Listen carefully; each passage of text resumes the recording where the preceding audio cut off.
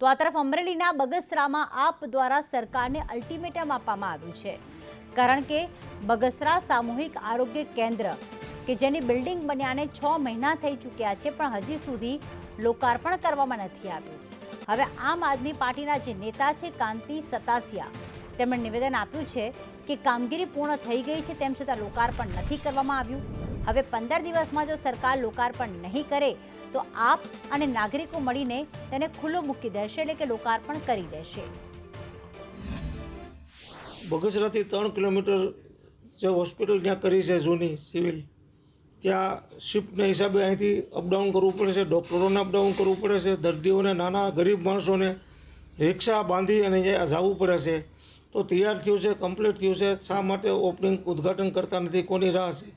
તો અમે ચેલેન્જ આપી છે કે 15 દિવસમાં જો આનું ઉદ્ઘાટન નહીં કરે તો અમે આમ આદમી પાર્ટી અમારી આગેવાની નીચે બગસરાની જનતાને સાથે રાખી, અમારા કાર્યકર્તાઓ આમ આદમી પાર્ટીના સાથે રાખી નાની બાળાને હાથે હોસ્પિટલનું ઉદ્ઘાટન કરી નાખશું.